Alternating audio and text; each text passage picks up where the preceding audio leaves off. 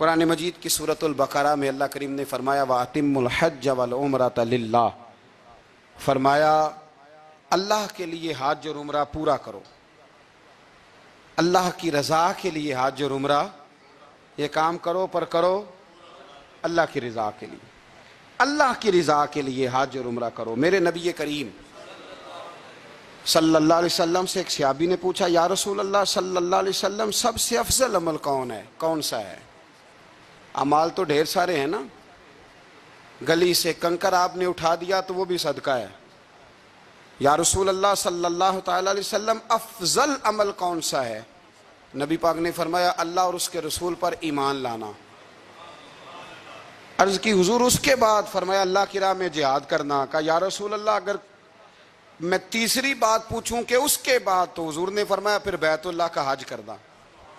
ایک ترتیب بیان کی، ایمان کے بعد افضل ترین عمل جہاد ہے، اللہ کے راستے میں جہاد کرنا، اور اس کے بعد پھر حضور نے جس عمل کو افضل ترین قرار دیا وہ حج بیت اللہ ہے، وہ اللہ کے گھر کی زیارت کرنا ہے، وہ حج کی سعادت حاصل کرنا ہے۔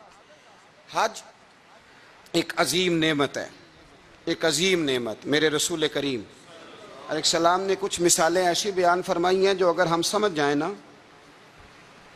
اگر ہم سمجھ جائیں ان لفظوں کو، چونکہ ہم حدیثیں سنتے رہتے ہیں تو وہ خاص گہرائی اور گہرائی جو اس پر بات پر غور کی ہونی چاہیے وہ کئی دفعہ نہیں ہوتی، تو اس کے جو حسین مطالب ہوتے ہیں اور اس روایت کے جو خوبصورت تراجم ہوتے ہیں وہ پھر ہمارے ذہن میں نہیں آتے۔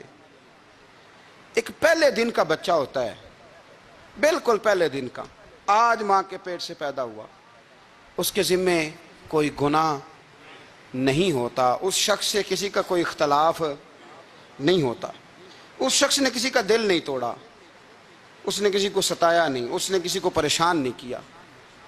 اب میرے نبی کریم علیہ السلام کا جو مثال دینے کا انداز ہے اور جو سمجھانے کا طریقہ ہے وہ طریقہ دیکھیں کتنا انوکھا ہے۔ حضور فرمانے لگے جس بندے نے حج کیا اور نہ اس نے اس میں کوئی فحش بات کی، نہ کوئی گناہ کا کام کیا، اور حج کر کے واپس آ گیا تو یوں سمجھو اس طرح ہو گیا جس طرح آج ماں کے پیٹ سے پیدا ہوا ہے۔ مثال دیکھیں، تشبیہ دیکھیں، رائنائی دیکھیں، اور جو حضور کی باتوں سے خوشبو پھوٹتی ہے اس کو محسوس فرمائیں کہ جس طرح آج ماں کے پیٹ سے پیدا ہوا ہے، آج وہ جو خوبصورتی ہوتی ہے پہلے دن کے بچے کی، وہ جو رانائی ہوتی ہے، وہ جو اچھا لگتا ہے، وہ جو چاؤ چڑھتا ہے، وہ جو اس کے آنے پر لوگوں کو تسلی ہوتی ہے، وہ جو مبارکیں ہوتی ہیں، وہ ایک خاص اس آنے والے بچے کی اہمیت ہے، فضیلت ہے، اس کے ذمے کوئی گناہ نہیں۔ فرمایا جو حج مبرور کر کے آئے، گناہ سے پاک حج کر کے آیا، یوں سمجھے کہ آج ماں کے پیٹ سے پیدا ہوا، اللہ نے اسے اتنا نواز دیا ہے، اتنا۔ ہاں اس کے ذمے اب جو حقوق العباد ہیں وہ اس نے ادا کرنے، اس کے لیے وہ کوشش کرے، اس کے لیے وہ جد و جہد کرے، لیکن وہ سمجھ لے کہ اب مجھے کوئی اعزاز ملا ہے۔ بزرگ کہتے ہیں کہ یوں سمجھو تمہیں ایک نئی زندگی مل گئی جب تم حج کر کے آئے ہو، ایک نئی زندگی، تمہارے گناہ معاف کر دیے گئے، اب تم نے ایک نئی ترتیب کے ساتھ اعمال کو شروع کرنا۔ اب تم سمجھو کہ اللہ تبارک و تعالیٰ نے تمہیں بڑا نواز دیا ہے، تم پر اللہ نے بڑا فضل اور احسان فرمایا، اور بڑا خاص کرم نوازی رب کریم نے تمہارے اوپر فرمائی ہے۔ اس ترتیب کو سمجھیں، اس کو ذہن میں لائیں، اور پھر دیکھیں کتنا اعزاز والا کام ہے۔ صحابہ کا کیا مزاج تھا؟ حضرت زازان رضی اللہ تعالیٰ عنہ فرماتے ہیں کہ حضرت عبداللہ ابن عباس کا جب آخری وقت آیا تو انہوں نے اپنے اولاد کو، قبیلے کو، بچوں کو بلایا۔ ہمارے ہاں جب آخری وقت آتا ہے تو کچھ وصیتیں کی جاتی ہیں کہ وہ والا مکان فلاں کا ہے، وہ والی جائیداد فلاں کی ہے، یہ اس کو دے دینا، یہ رکھ لینا، یہ میرا قرضہ۔ یہ بھی اچھی بات ہے، چلو حقداروں کا حق ان تک پہنچ جائے۔ لیکن حضرت عبداللہ ابن عباس نے اپنے آخری وقت اپنے بچوں کو بلایا اور بلا کر کے فرمانے لگے بیٹا میرے پاس بیٹھو، میں تمہیں اپنے نبی کریم علیہ السلام کی ایک حدیث نہ سناؤں؟ اللہ کرے ہمیں بھی حضور کی حدیثیں سناتے سناتے ہی موت نصیب ہو، آمین تو کہہ دیں یار۔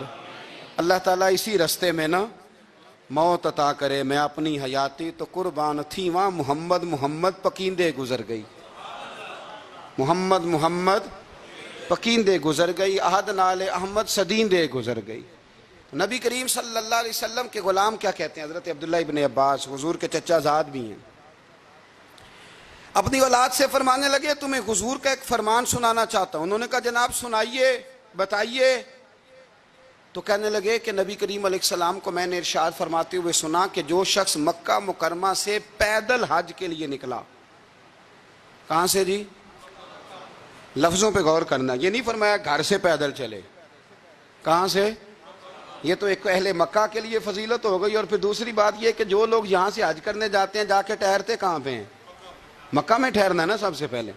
چلیں کوئی حرم شریف کے قریب ٹھہر گیا تو کوئی عزیزیہ میں، تو کوئی خالدیہ میں، تو کوئی شوقیہ میں، یہ جگہوں کے نام ہیں وہاں، لیکن رہنا تو مکہ مکرمہ میں ہی ہے نا سب نے۔ فرمایا جو مکہ مکرمہ سے پیدل حج کے لیے نکلا، حتیٰ کہ حج کر کے واپس مکے لوٹ آیا، اللہ تعالیٰ اس کے ہر قدم کے عوض اسے 700 نیکیاں عطا فرمائے گا۔ اور اگلے لفظ سنو گے تو اور خوش ہو جاؤ گے۔ محبوب کریم فرمانے لگے 700 نیکیاں ملیں گی، اور ہر نیکی حرم کی نیکی کے برابر ہوگی۔